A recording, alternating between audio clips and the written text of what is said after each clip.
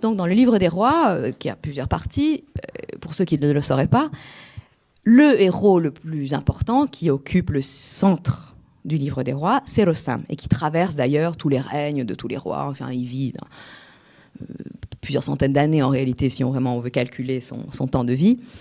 Il traverse plusieurs règnes. Et ce Rostam, à un moment donné, va tuer son propre fils.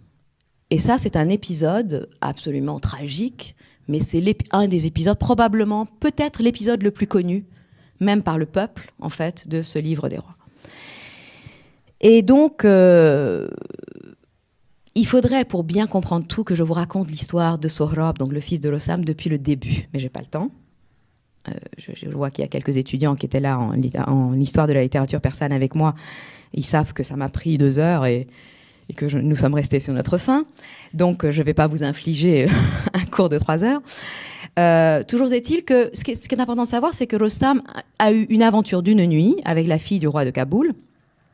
Et de cette aventure d'une nuit, voulue par la femme d'ailleurs, les femmes dans le Shahnameh sont d'une liberté absolue. Et c'est elles qui prennent. Elle va voir Rostam, elle lui dit « Je veux un fils de toi. » Qu'à cela ne tienne, tu veux un fils de moi, je m'exécute, lui dit Rostam. Et c'est ainsi que donc, et après Rostam s'en va.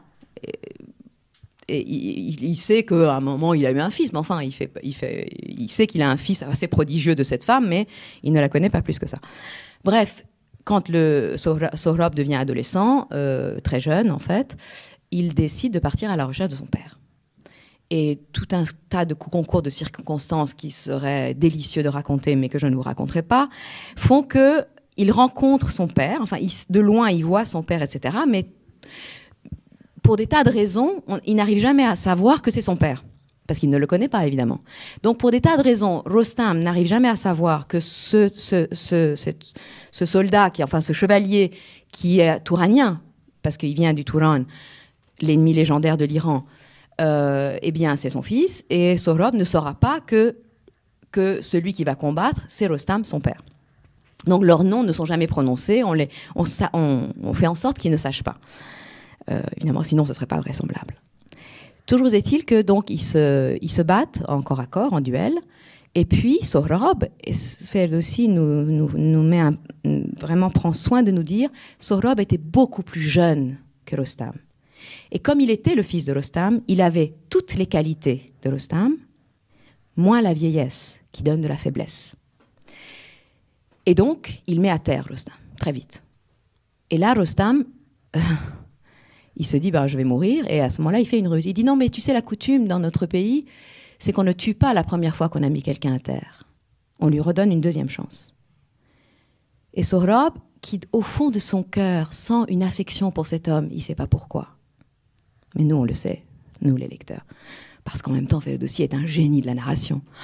On est là, ah oui, d'accord, il ne va pas tuer son père, c'est génial, parce qu'il sent quand même quelque chose. Il le laisse, Rostam se retire, il demande à Dieu de lui redonner la force qu'il avait dans sa jeunesse. Il revient.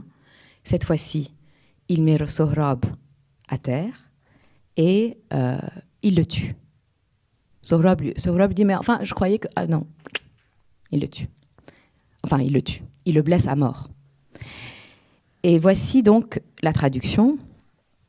Je vous lirai peut-être quelques vers en persan si j'ai le temps tout à l'heure. En tout cas, la traduction de l'échange qu'il y a à la fin de cette histoire entre eux. Pris de convulsions, Sohrab poussa un râle et laissa de côté le bien et le mal. Ce qui m'arrive arrive par ma faute, dit-il. Entre tes mains, le destin mit la clé fatale. Toi, tu es innocent, car c'est le ciel voûté qui, m'ayant élevé, à mort m'a condamné.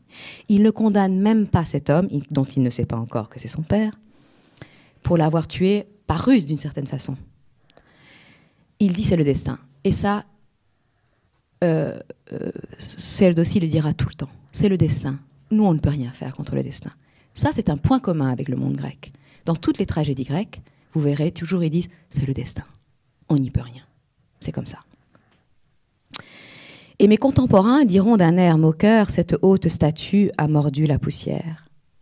Ma mère m'avait parlé de mon père, ce héros, et voilà que je meurs de mon élan d'amour, puisqu'il était parti à la recherche de son père. En vain je l'ai cherché, moi qui voulais le voir, et voilà que je meurs brisé dans mon espoir. Hélas, que d'efforts et que de peines perdues. En ce monde, mon père, jamais je ne l'ai vu. Maintenant que tu sois poisson au sein des ondes, ou que dans la nuit noire tu deviennes une ombre, que tu deviennes étoile au cœur du firmament, que même tu dérobes le soleil à ce monde, mon père te trouvera et viendra me venger lorsqu'il saura qu'entre les pierres tu m'as couché. Parmi ces preux guerriers de belle renommée, là ira trouver Rostam pour lui raconter que Sohrab, son fils, fut mis à terre et tué alors qu'il espérait un jour le retrouver. Ayant ouï cela, Rostam fut stupéfait.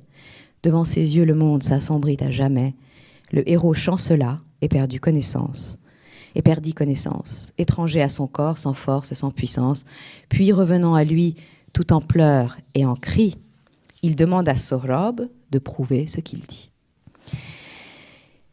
Et donc, Sohrab lui prouve, lui montre un sceau que sa mère lui a donné. Je vais pas tout vous lire parce que ce serait trop long. En tout cas, quand Rostam défie la cuirasse et vit la pierre, déchirant ses habits, ne sachant plus que faire, arrachant ses cheveux, versant son propre sang, face couverte de larmes et la tête de poussière, il disait « Ô toi que j'ai de mes mains tué, toi le preux chevalier par tous aimé, loué. » Et la fin. Mais Sohrab répondit à son père en ces termes « Ne laisse pas tes yeux se remplir de ces larmes. À quoi sert de chercher le trépas sans merci? Ce qui est advenu, c'est ainsi. » Et donc, bon, alors vous imaginez, quand on lit la totalité de l'histoire, ça monte en paroxysme. Il y a des narcoles dans le temps.